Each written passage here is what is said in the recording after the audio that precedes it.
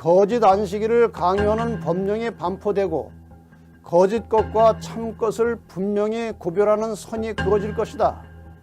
그때까지도 계속해서 넷째 계명을 범하는 자들은 짐승의 표를 받게 될 것이다.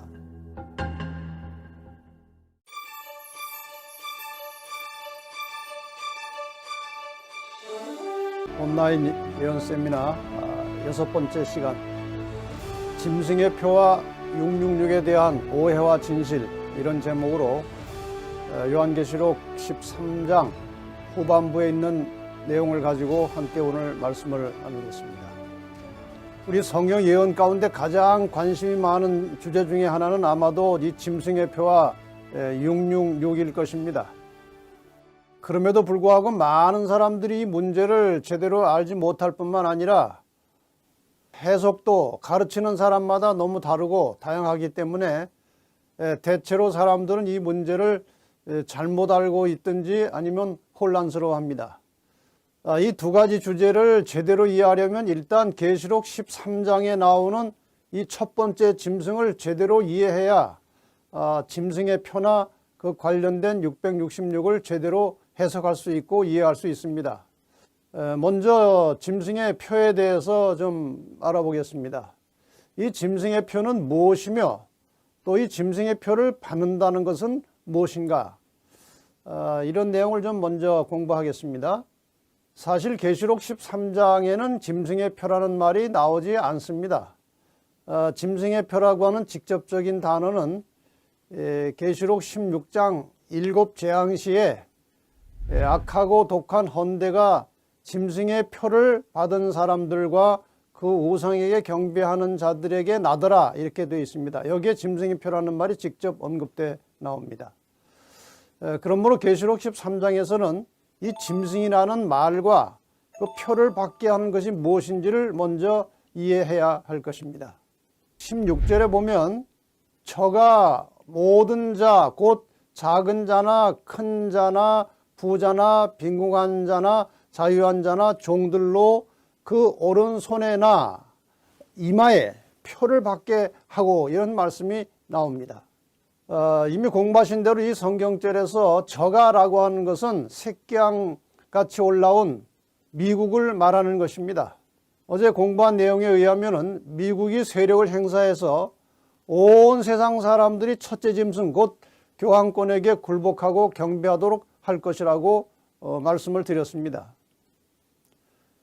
미국이 온 세상 사람들에게 표를 받게 하겠다는 그 표시는 교황을 경배하는 일과 관련이 있습니다. 한때 짐승의 표를 바코드나 혹은 레이저를 이마에 쏴서 무슨 표를 받게 한다고 하거나 혹은 베리칩일 짐승의 표라고 하기도 했고, 또 최근에는 이 코로나 백신을 가지고 이제 짐승의 표 받는 것처럼 설명하는 경우도 있습니다만은 이것은 전혀 아니죠.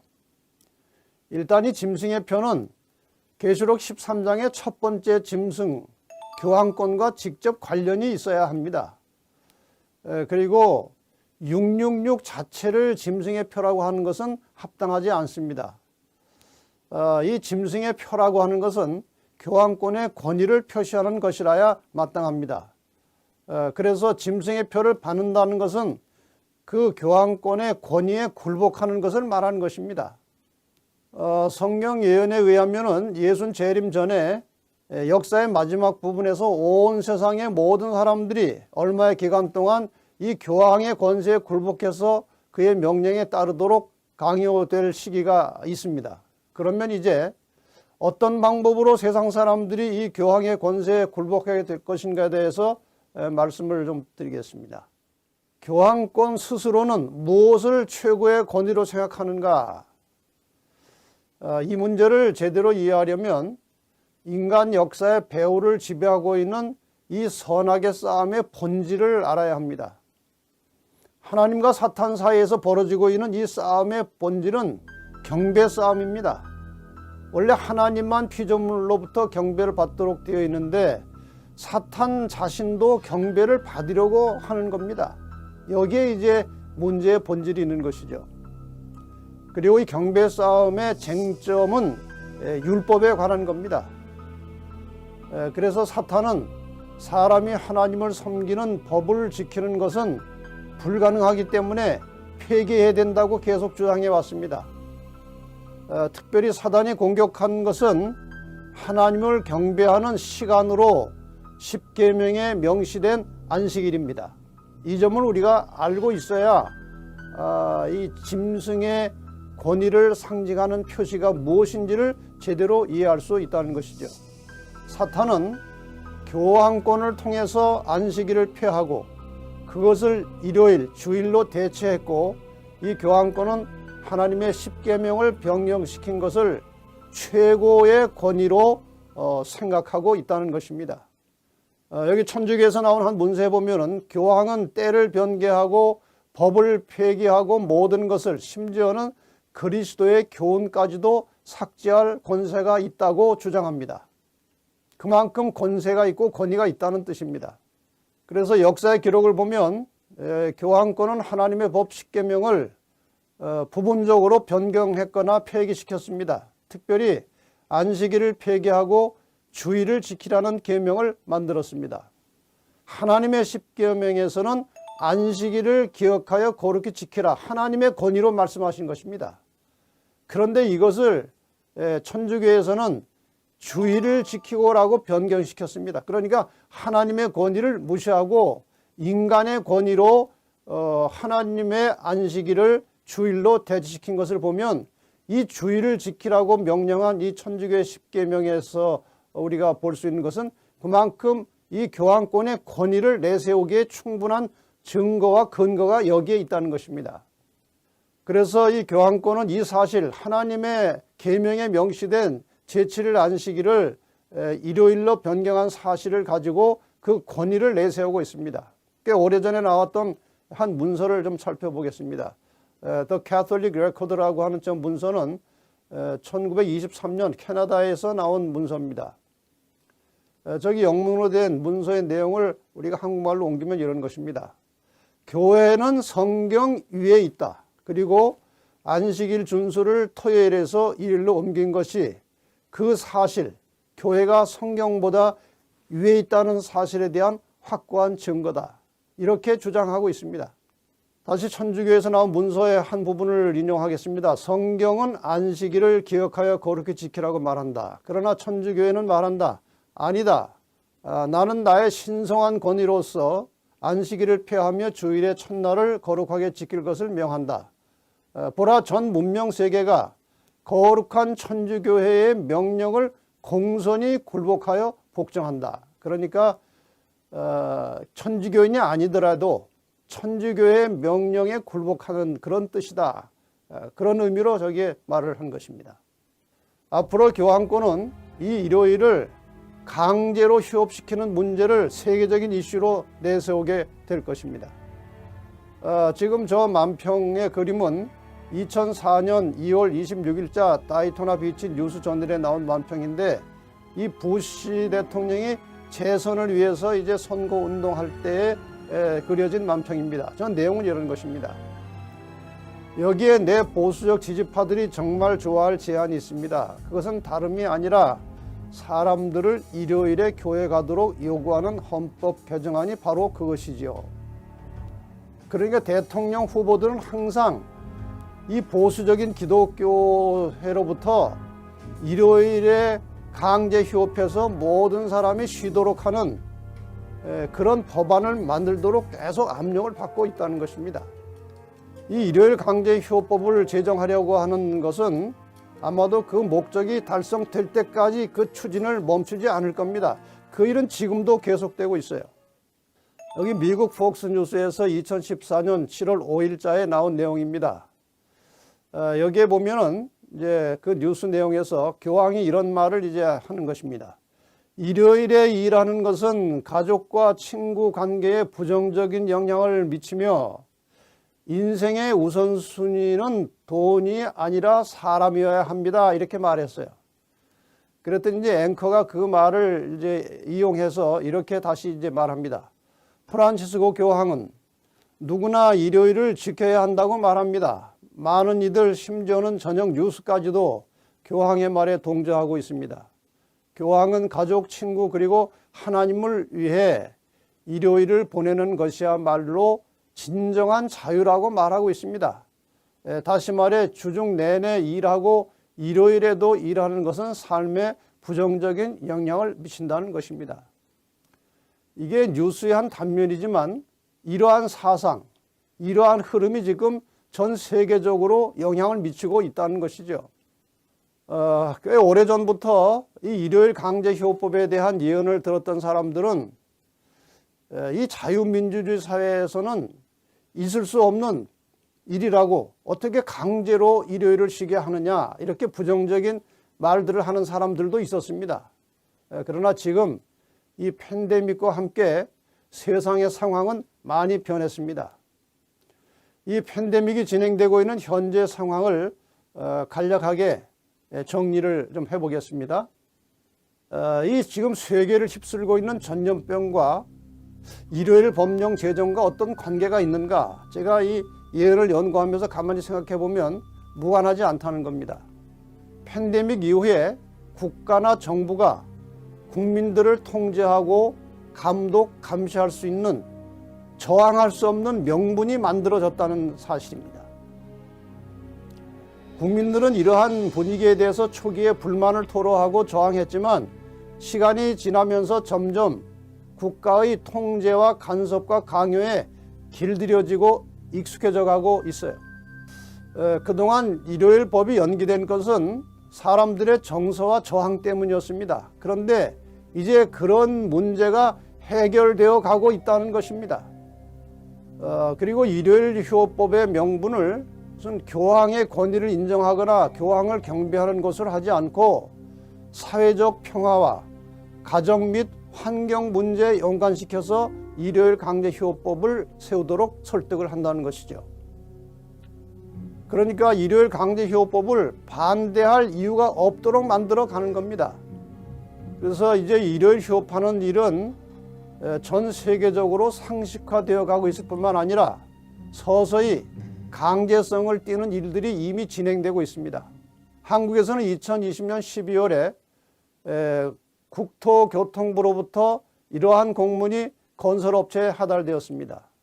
공공건설 현장 일요일에는 쉰다. 이런 제목으로 공문이 나갔습니다.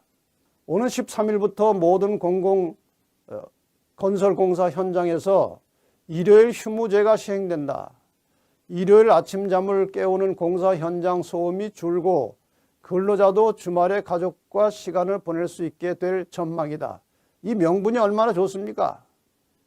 소음도 일요일 아침에 이제 늦잠 자는 사람들 그 소음 때문에 깨어나는 일도 없을 것이고 또 일요일 날 다 쉬면은 주말에 가족들과 시간을 보낼 수 있게 될 것이다. 이러한 명분으로 추진하기 때문에 일요일 강제휴업법은 얼마든지 이제 명분을 가지고 움직여 가고 있다는 것이죠. 그동안 이제 일요일 강제 법령을 추진해 가는 그 명분들을 제가 한번 모아봤습니다. 첫째는 자녀들 보호입니다.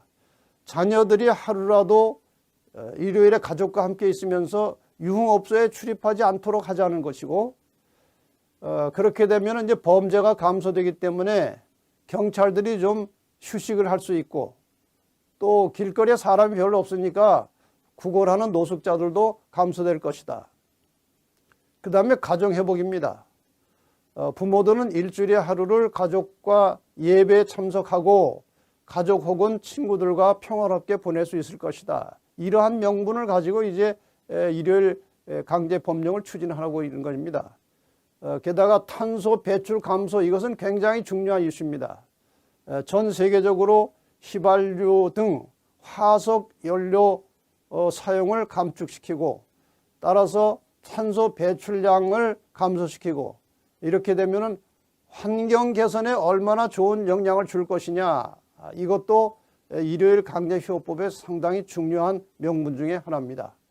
그 다음에 평화 유지, 세계의 질서와 평화를 유지하기 위해서 또 그렇게 되면 경제력도 회복될 것이고 이러한 아주 긍정적이고 건설적인 명분을 가지고 일요일 강제법을 추진하기 때문에 이것을 반대한다는 것이 이제 쉽지 않다는 겁니다. 그래서 일요일 강제휴업법의 명분을 매우 건설적이고 또 가정과 사회에 유익한 것으로 설명하기 때문에 여기에 순응하지 않는 사람들은 우리 사회의 안정과 행복을 거부하는 사람으로 간주되어서 아마 상당한 징벌을 받게 될 것도 예상할 수 있는 것이죠. 그런데 이 일요일 법령을 제정하는 초기에는 매우 평화적이고 합리적으로 설득하고 추진을 하겠지만 일단 그것이 합법화되면 어떤 일이 발생하게 될지 사람들은 잘 모릅니다. 여기 일요일 법령에 대한 이런 글이 어떤 영감적인 서적에 있습니다. 일요일 운동은 오늘날 암암리에 그 길을 마련하고 있다. 지도자들은 문제의 진상을 숨기고 있으며 그 운동에 연합하는 많은 사람들은 저류가 어디로 향해 흐르고 있는지 스스로 깨닫지 못한다.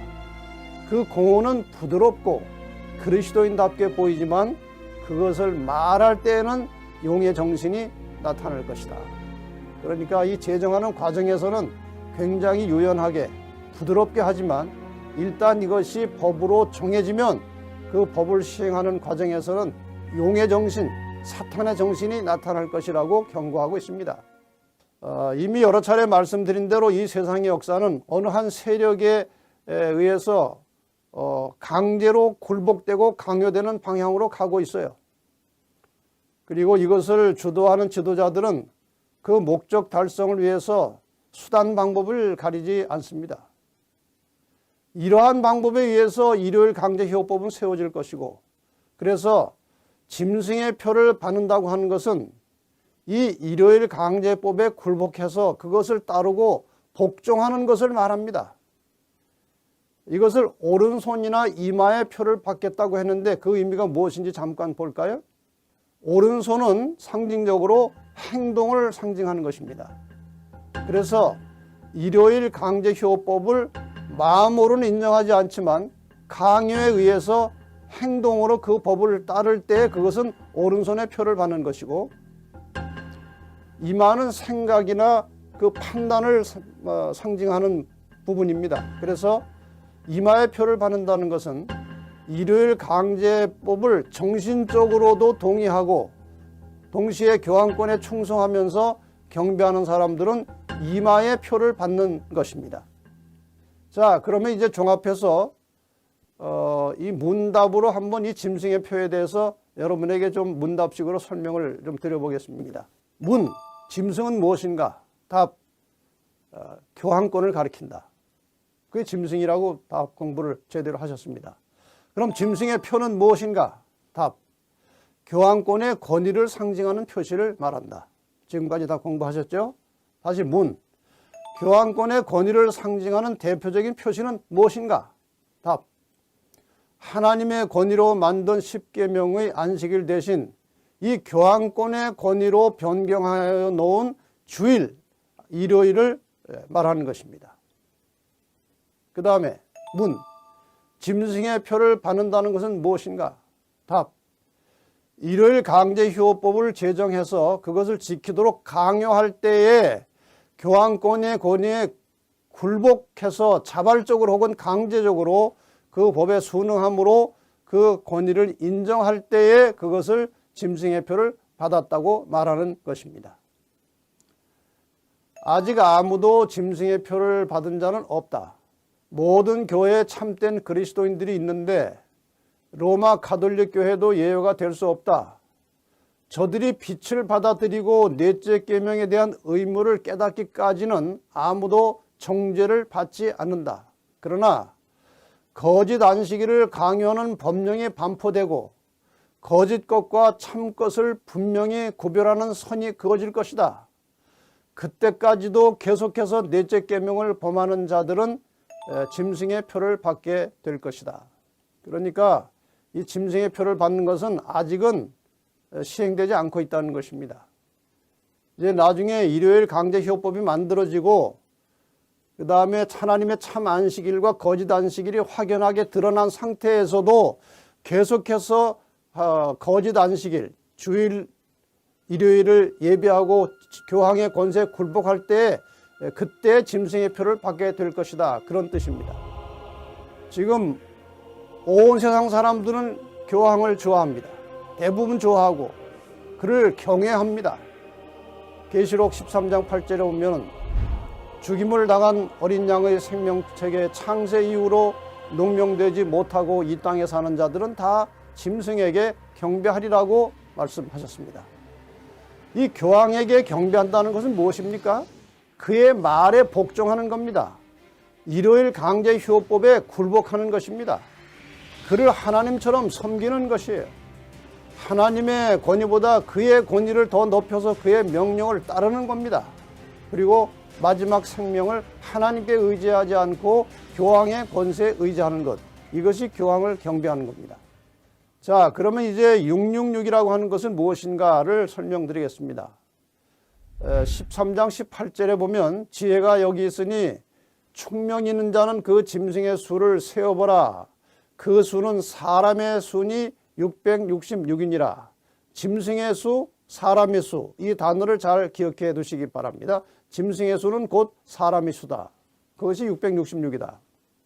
이 내용은 현대어 번역 성경에 보면 이렇게 풀어놨습니다. 여기에는 세심한 주의를 기울여서 풀어야 할 수수께끼가 있습니다. 이 숫자의 뜻을 풀 수 있는 사람은 풀어보십시오. 이 짐승의 이름을 숫자로 표시하면 666이 됩니다. 이렇게 되어 있어요. 자, 이 숫자 666이 실제 수인가 하는 문제에 대해서 혹은 상징 수인가 하는 문제에 대해서는 논란이 많이 있습니다. 그런데 실제 수로 해석하든지 상징수로 해석하든지 결론은 같습니다.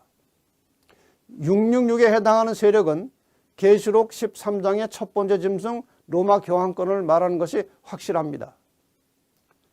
이것을 실제 수로 해석하는 사람들은 이렇게 설명을 합니다.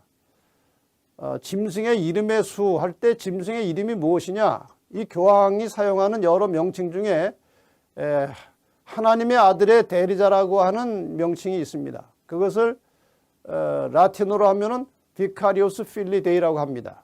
그래서 그 짐승의 이름, 하나님의 아들의 대리자라고 하는 비카리오스 필리 데이를 그 라틴어 문자가 가지고 있는 그 수의 가치, 수치에 적용하면 저렇게 비카리오스 필리 데이 하면은 다 더하면은 666이 된다는 이론입니다. 어떤 사람들은 저 교황의 면류관에 그 하나님의 아들의 대리자라는 이름이 쓰여져 있지 않다, 있다 이런 논란이 있는데 그것은 상관없습니다. 왜냐하면 공식적으로 교황을 부르는 이름 중에 하나는 분명히 하나님의 아들의 대리자라는 이름을 사용하고 있기 때문에 그렇습니다. 자, 그런데 오늘은 이 666을 상징적으로 한번 풀어보겠습니다. 성경에서 하나님이 주로 사용하시는 숫자는 7입니다.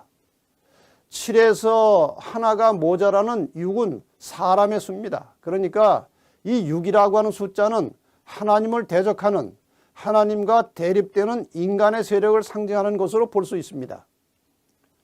그래서 7은 하나님의 수고 6은 사람의 수입니다.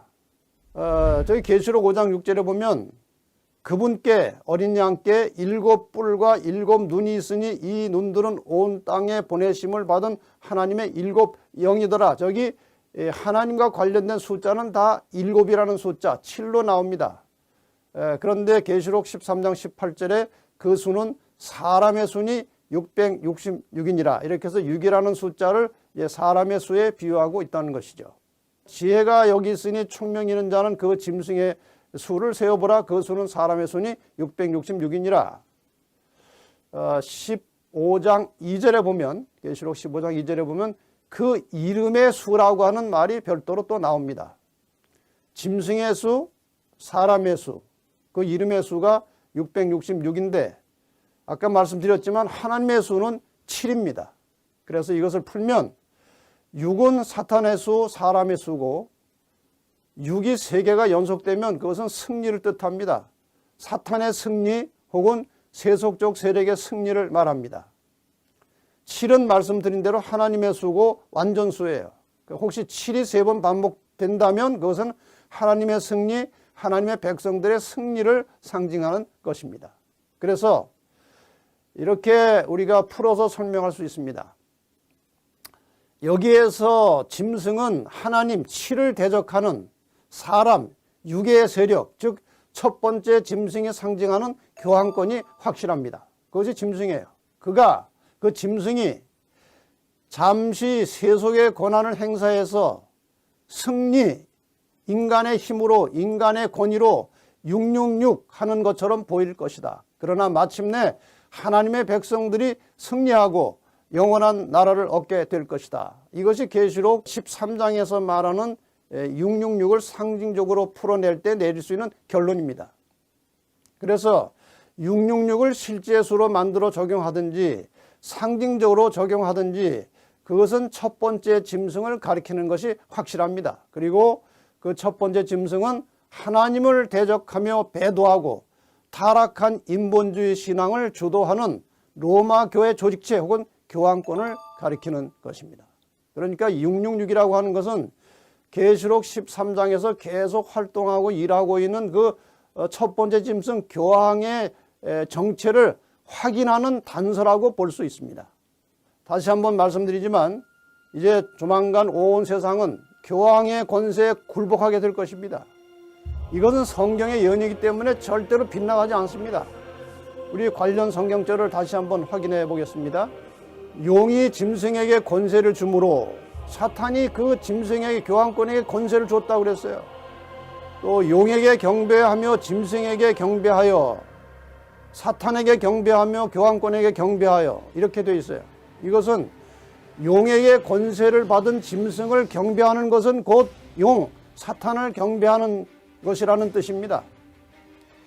그리고 더 나가서 짐승의 우상에게 경배하지 아니하는 자는 몇이든지 다 죽이게 하더라. 그러니까 이 짐승의 우상에게 굴복하지 않으면, 이 교황의 권세에 굴복하지 않으면 상당한 위협과 함께 목숨도 위태로울 수 있다. 그런 의미로 해석할 수 있죠.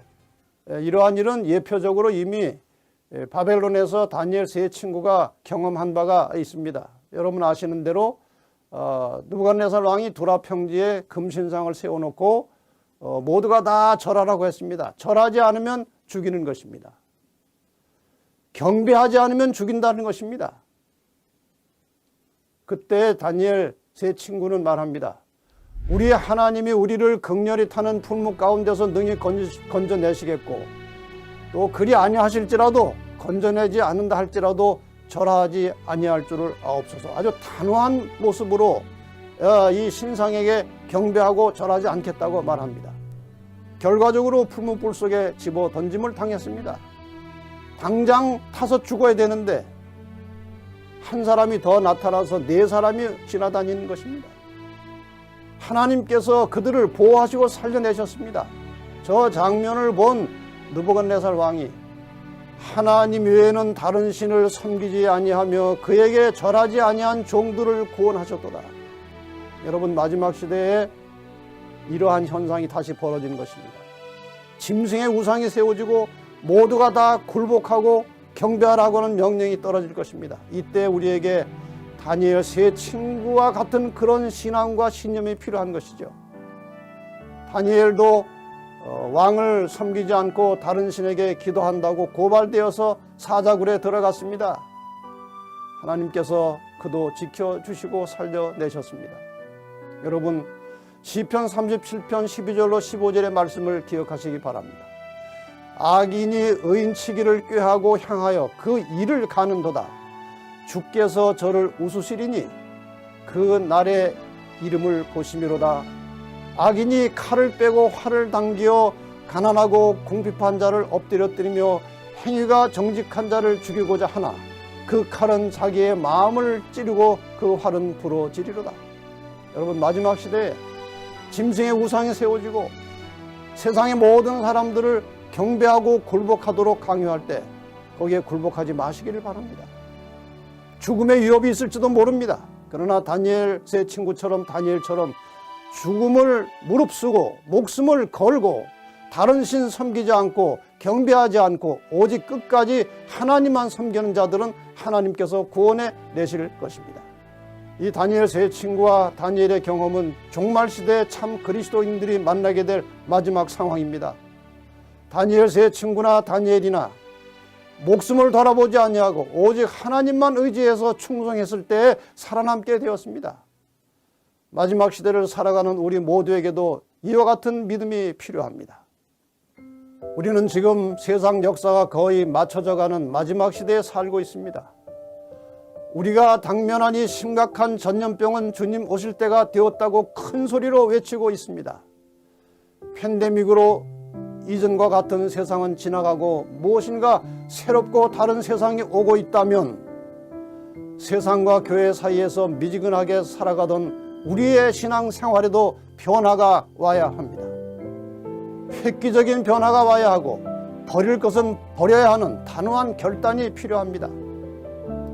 우리의 모든 삶이 오직 예수 중심, 말씀 중심의 생활로 바뀌어야 할 것입니다. 우리의 생활 방식이 재림을 준비하고 승천을 준비하는 구조로 전환되어야 할 것입니다. 이제 장차 구원받을 성도들에게 조만간 다가올 시련과 위기를 극복하고 승리하려면 매일 매순간 육으로 살지 아니하고 성령의 능력으로 살아가는 훈련이 필요합니다. 다니엘과 그 세 친구가 가지고 있던 죽음을 초월한 백절불굴의 믿음을 가져야 할 것입니다. 오늘 이 말씀을 들은 사랑하는 모든 성도들을 하나님께서 눈동자처럼 보호하시고 지켜주시고 인도해 주셔서 안전하게 하늘까지 이르게 되기를 간절히 바라면서 말씀을 마치겠습니다.